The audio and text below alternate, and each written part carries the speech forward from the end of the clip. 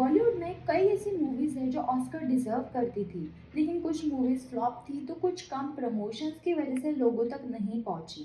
आज हम कुछ ऐसी मूवीज देखेंगे जो सच में ऑस्कर डिजर्व करती है।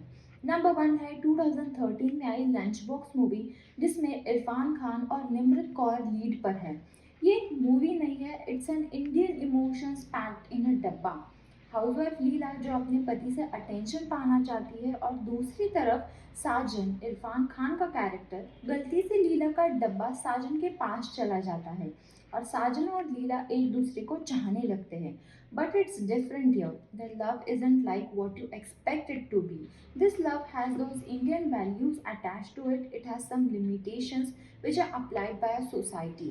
Number two, Black Friday movie जो 2004 में रिलीज हुई थी और जो Hussain Zaidi title book Black Friday पर बेस्ड है। इस मूवी को इनिशियली बैन किया था, बाद में it was release. Movie is based on Babri Masjid case and the riots followed by the blast in Mumbai 1993। Movie में आपको मुंबई के डार्क सीक्रेट्स दिखाए गए हैं, किस तरह से कॉप सस्पेक्ट के साथ पेश आते हैं।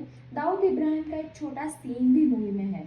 ये मूवी देखने के बाद आपको ये बात रियलाइज होती है कि अच्छी मूवी के लिए ज़्यादा बजट की नीड नहीं है, कम बजट में भी अच्छी मूवीज बन सकती है।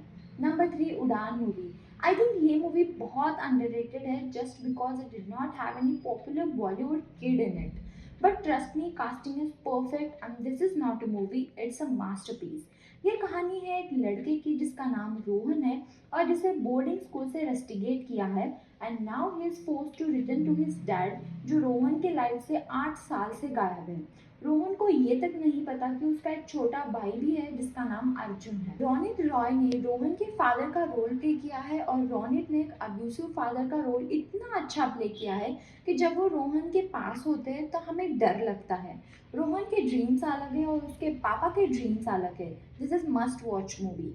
नंबर फोर है ओमकारा मूवी, जो एक क्राइम ड्रामा फिल्म है which is adapted from William Shakespeare's Othello, और जिसे लिखा और डायरेक्ट किया है विशाल भारद्वाज ने। ओमकारा मूवी ओमकारा शुक्ला जो एक पॉलिटिकल एनफोर्सर है और एक बाहुबली की कहानी है। ओमकारा के दो साइड किक्स लंगड़ा त्यागी और किसु फिरंगी।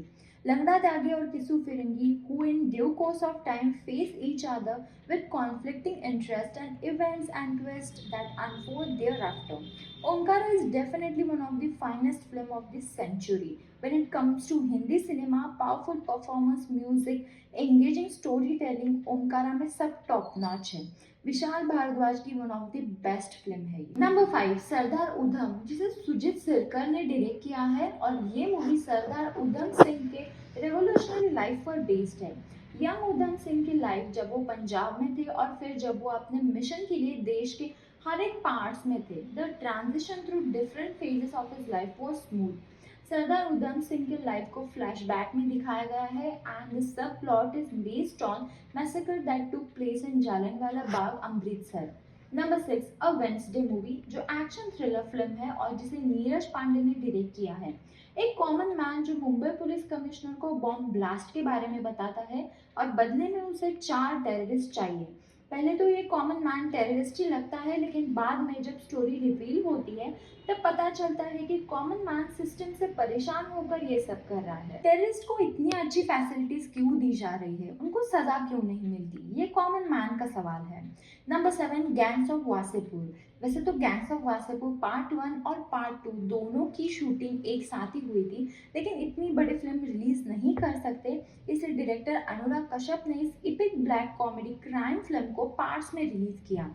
फर्स्ट पार्ट में Gangs of Wasseypur is centered on coal mafia of Dhanbad and underline power struggles, politics and revenge between 3 crime families. इस मूवी में बहुत ज़्यादा आइकॉनिक सॉन्ग्स, आइकॉनिक डायलॉग्स और सीन्स दिए हैं। गैंग्स ऑफ वासेपुर पार्ट 1 और 2 2012 में ही रिलीज हुए थे। 9 करोड़ की मूवी ने 27 करोड़ की कलेक्शन की थी। शायद अनुराग कश्यप को पार्ट 2 थोड़े साल बाद रिलीज करना चाहिए था। अभी तो gangs of Wasseypur cult classic movie बन गई है। वैसे आपने गैंग्स ऑफ वासेपुर मूवी देखी है या नहीं, मुझे कमेंट बॉक्स में बताइए। नंबर 8 है ब्लैक मूवी, जिसे संजय लीला भंसाली ने डायरेक्ट किया है। Black movie is brilliantly scripted, made and executed, and it is also profound and complex. एक यंग वुमन जो देख नहीं सकती, सुन नहीं सकती, ना ही बोल सकती है, और उसके डार्क लाइफ में एक टीचर जो रे ऑफ लाइट बनकर आता है। Director wanted us to feel the joy and they got it. They wanted us to feel the sadness and pain and understanding and they got it. वो हमें उनकी तरह फील करवाना चाहते थे। मूवी में हर एक फ्रेम को बहुत अच्छी तरह से क्राफ्ट किया है एंड अमिताभ बच्चन और रानी मुखर्जी की परफॉर्मेंस ब्रिलियंट है। ये एक ऐसी मूवी थी जो ऑस्कर डेफिनेटली डिजर्व करती थी। वैसे आपको क्या लगता है, क्या ब्लैक मूवी ऑस्कर डिजर्व करती है?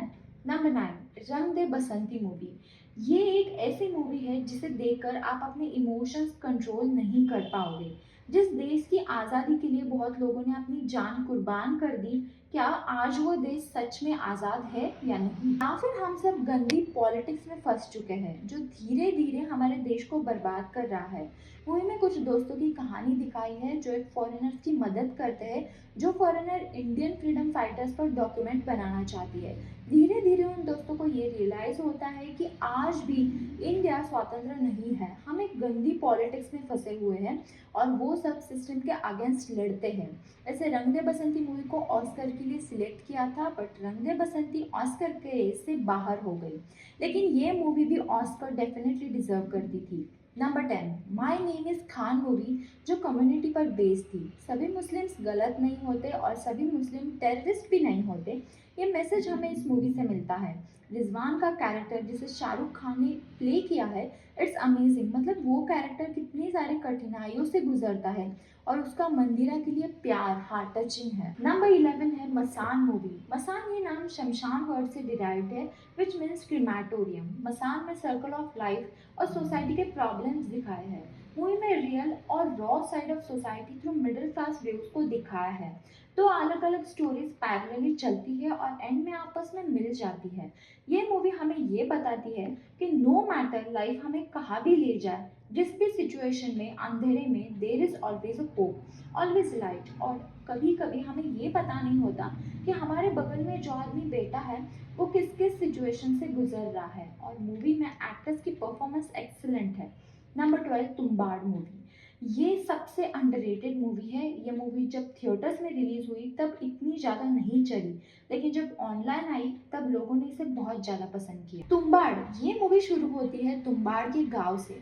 गांव में एक ऐसा खजाना है जिसे हर कोई नहीं पा सकता, लेकिन एक है जिसे खजाना मिल सकता है और थोड़ा थोड़ा मिल भी जाता है। लेकिन वो कहते हैं ना, लालच बुरी चीज़ है। कैसे लालच आदमी को बर्बाद कर देती है। मूवी में लालच की वजह से जिस आदमी को खजाना थोड़ा थोड़ा मिल रहा है वो भी बंद होता है और वो मर जाता है। वैसे अब तुम्बाड़ 2 मूवी भी आएगी और इसमें कोई स्टार या फिर शाहरुख खान भी हो सकते हैं। वैसे ये मूवी भी ऑस्कर डेफिनेटली डिजर्व करती है। क्या आपने तुम्बाड़ देखी है या नहीं? Number 13, the Kashmir files movie, जो कश्मीर में बसे पंडितों की कहानी है। आर्टिकल 370 की वजह से वहाँ के कश्मीरी लोगों पर कितने अत्याचार होते हैं और गवर्नमेंट उस टाइम कुछ नहीं कर सकती। पंडितों को अपने ही घर से निकाला जाता है और मारा जाता है।